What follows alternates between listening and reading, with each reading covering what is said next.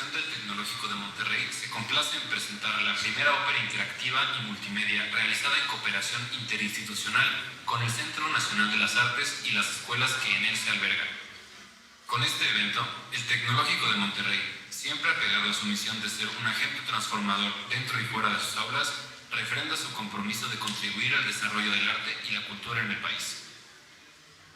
A continuación, la doctora Gabriela Vieira y el doctor Juan Carlos Olmedo, miembros del cuerpo directivo de la Escuela de Humanidades y Educación del Tecnológico de Monterrey, harán una breve presentación de estos jóvenes talentos que hoy nos acompañan. Buenas tardes, bienvenidos. Buenas tardes. Somos Gabriela Vieira y Juan Carlos Olmedo de la Escuela de Humanidades y Educación del TEC de Monterrey.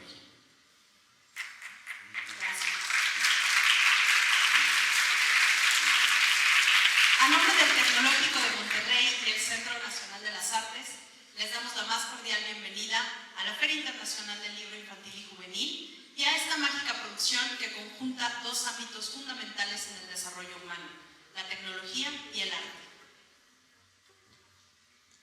Agradecemos especialmente a la Feria Internacional del Libro Infantil y Juvenil, a la Escuela Superior de Música, a la Escuela Nacional de Danza Clásica y Contemporánea, a la Escuela Superior de Pintura, Escultura y Grabado La Esmeralda, al Centro Multimedia.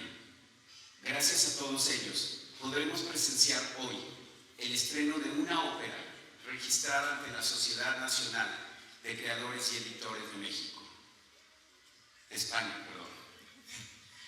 Ópera que permite que podamos combinar todos estos elementos multimedia en la presentación del día de hoy. Cabe mencionar que es la primera vez que producimos una ópera en valenciano fuera de su país de origen. Y además tenemos el privilegio de contar con artistas sumamente talentosos sobre y alrededor del escenario de la Madre de Stechus. Entre ellos, cabe destacar que todos son profesores y alumnos de las escuelas del CENAR y del Tecnológico de Monterrey, encabezados por nuestro director musical, el maestro concertista David Rocha, y nuestro director escénico, Juan José Caña.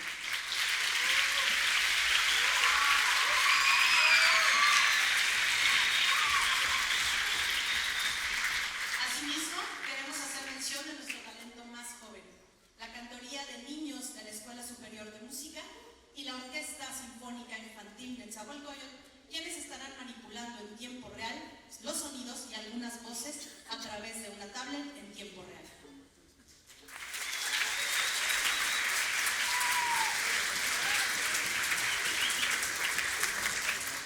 Agradecemos también especialmente a Jorge Sastre de la Universidad Politécnica de Valencia y a Roger Dannenberg del Carnegie Mellon University, quienes no solo son los creadores de esta ópera, sino también los desarrolladores de SoundCool, un software cuya sencillez permite a los niños manipular en tiempo real los sonidos creados por los alumnos del Tecnológico de Monterrey para poder hoy presenciar esta ópera multimedia e interactiva.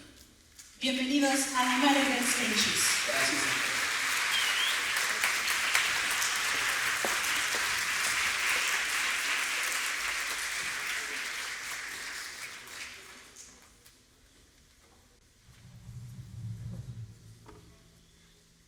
Su atención, por favor.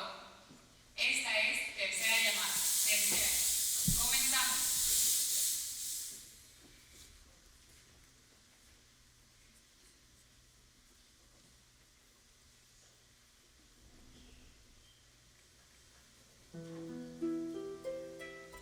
En una casa a Bunortet, prop de la playa de Denia, y vivia un matrimonio, Jaume i Jordina. No eren ni rics ni pobres, pescaven i treballaven la terra. Tenien una barca nova, una gossa perdiguera i una egua bella. Però no tenien fills.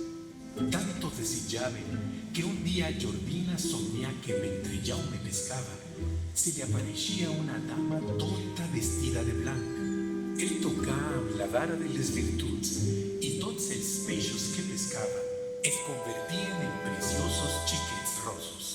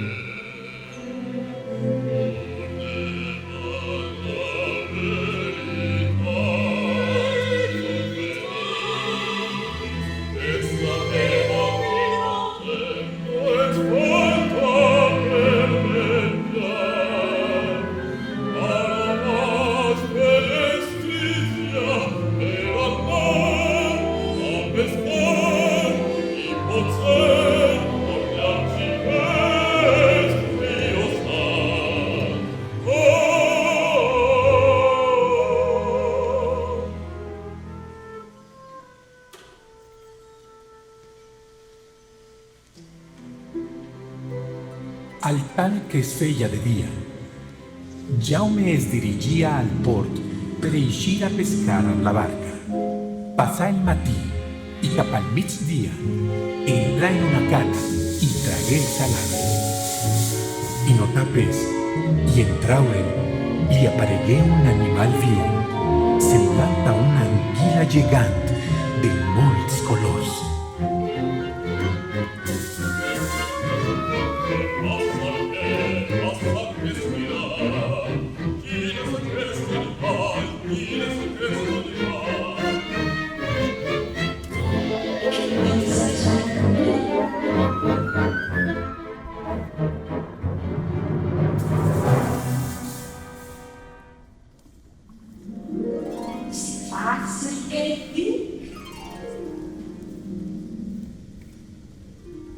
Jo seré el teu profit.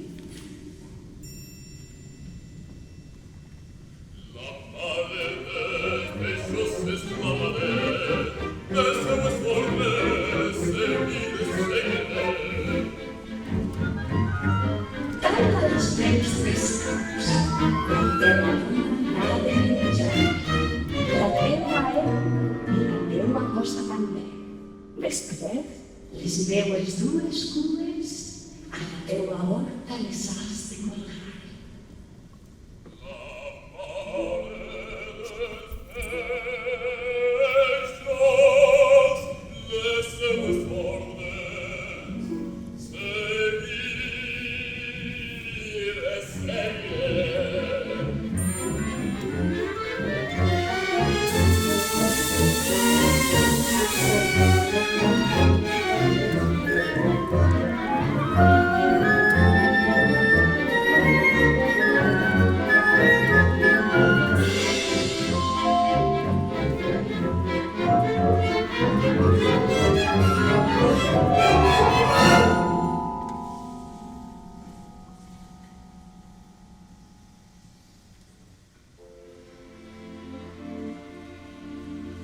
Jaume tornà a poqueta nit al port de Dénia.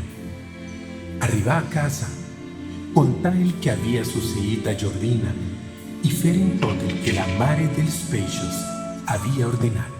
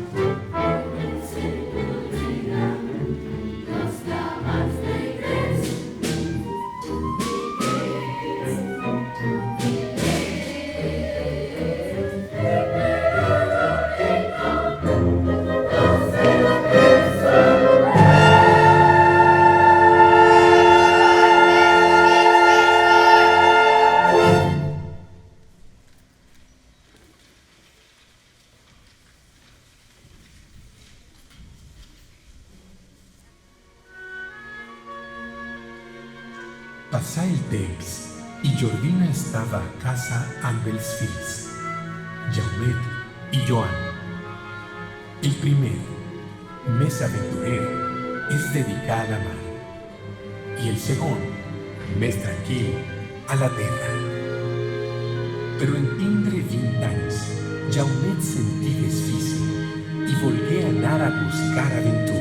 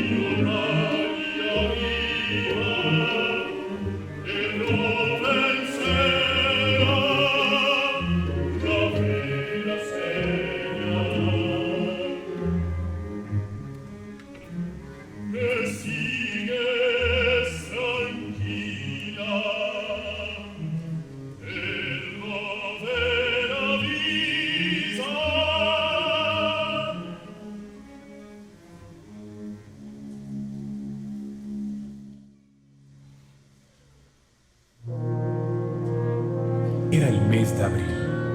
Jaumet caminava tranquil per les terres de l'Alcoià, però un drac de 7 caps assetjava les terres i persones del duc Frederic de les Dues Aigües, qui, per evitar mals majors, cada dia oferia una persona sortejada entre els habitants de Castalla al drac perquè apaivagara la fam.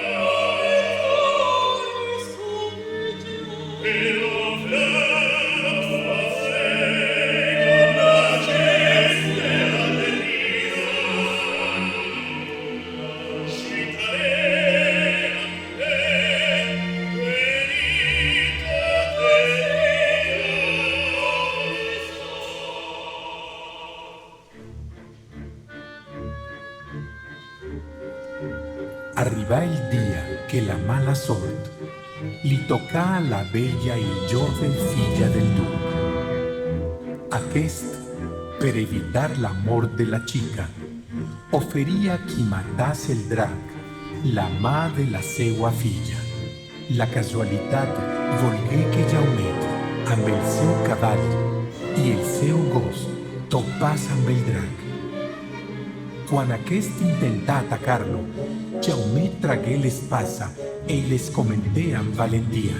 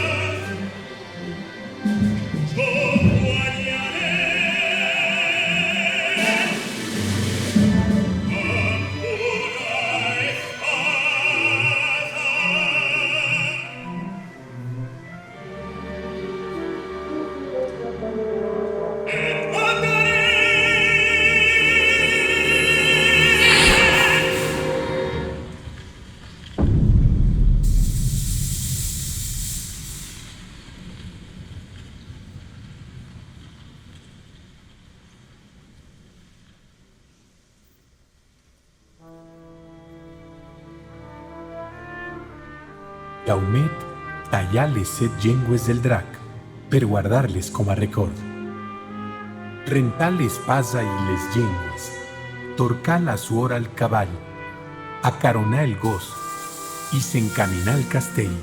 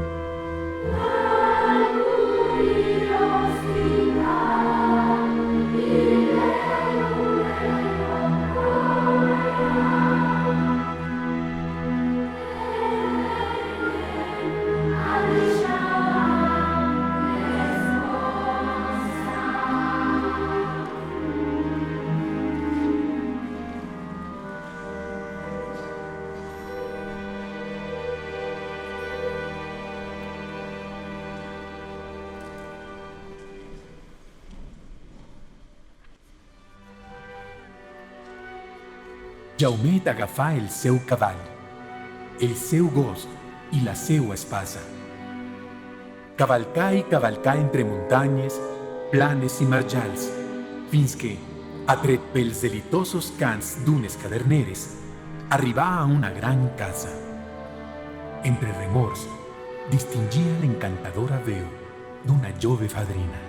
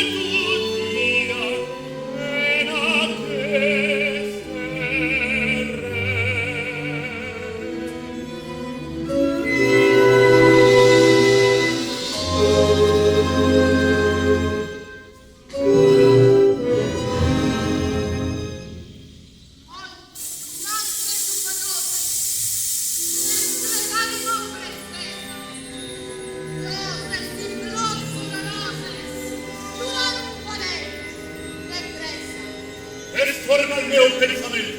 Per qui és aquesta veu?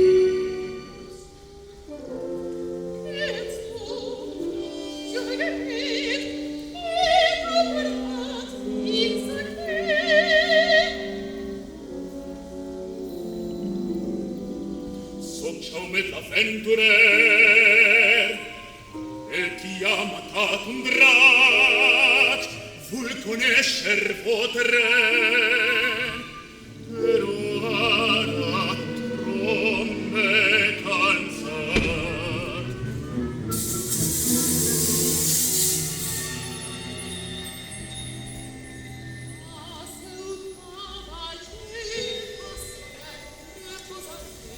Thank you.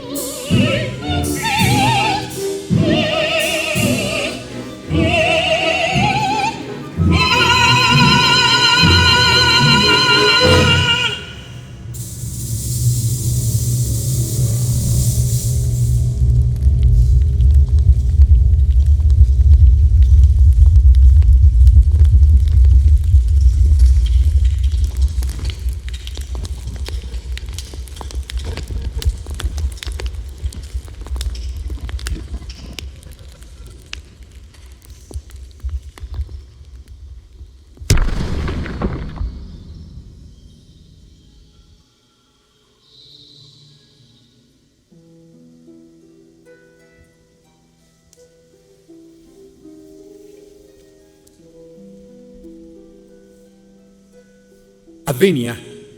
Sens dubte, Jordina va notar el patiment de Jaumet en les seues entranyes.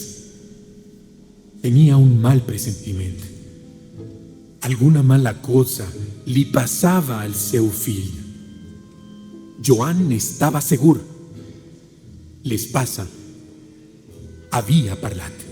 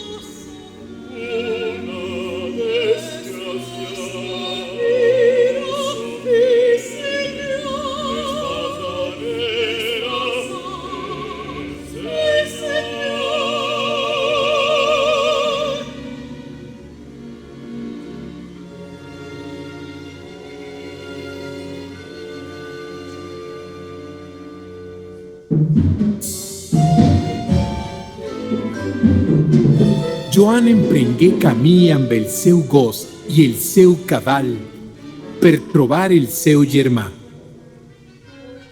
En pocs dies arribà a Castalla, on explicà als ducs i a la princesa Elionor que era el germà bessó de Jaumet.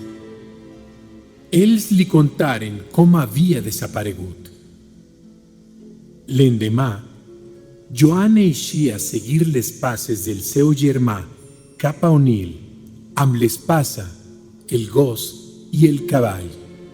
Atret pel cant dels ocells, arribà a casa la bruixa.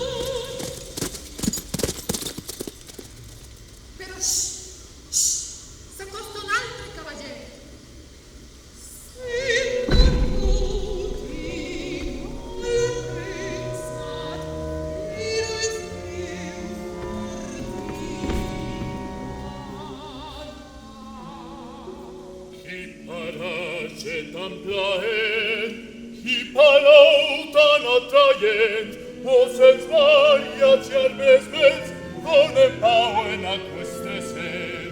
Serà qui on trovare il meu estimat amet.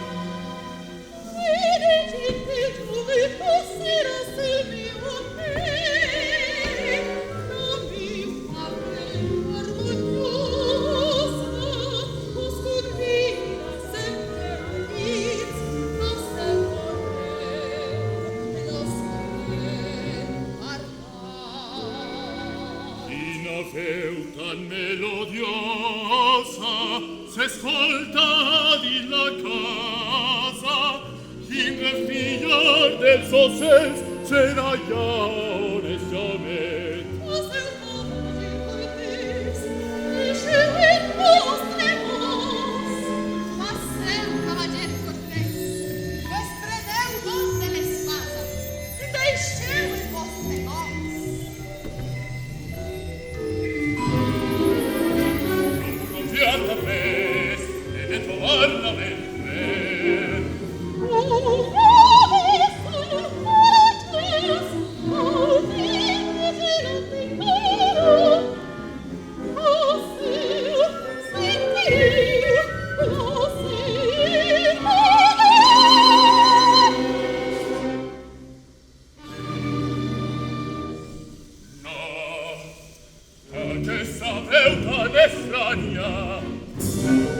Sembra bonica i allora adoptar il seu encant.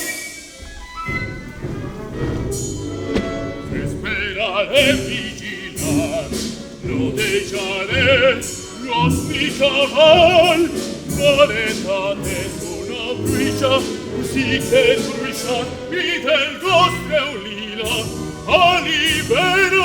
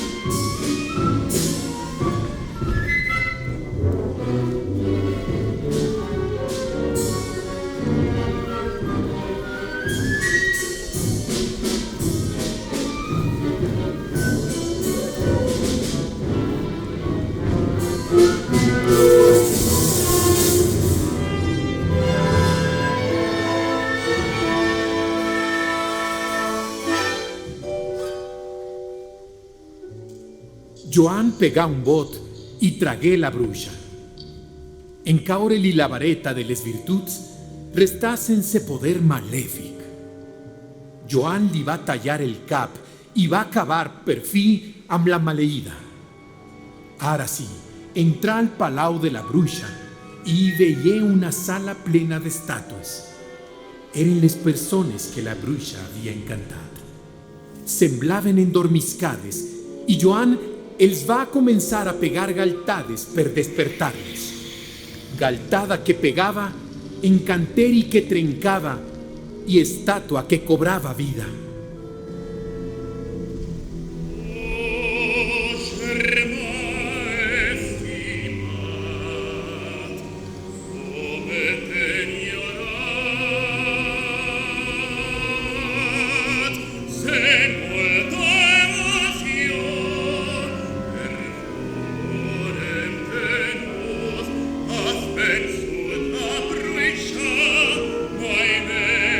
No podrà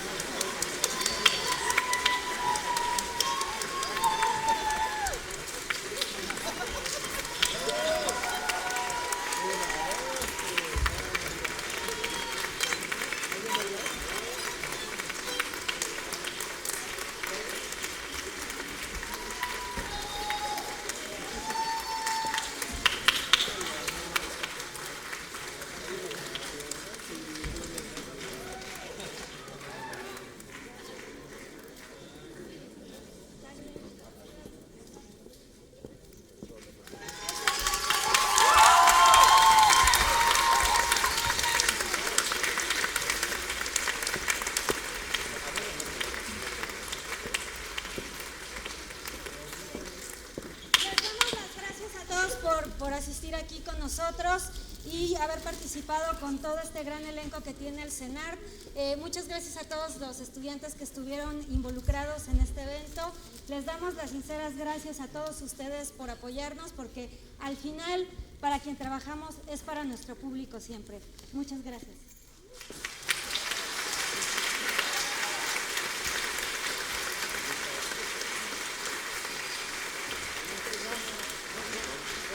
Una cosa que es muy importante para nosotros como formadores es que esta obra está hecha enteramente por nuestros estudiantes del TEC de Monterrey y de las escuelas del Centro Nacional de las Artes.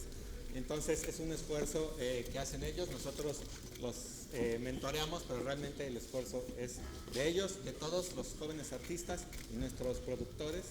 Entonces estamos muy contentos y muy orgullosos.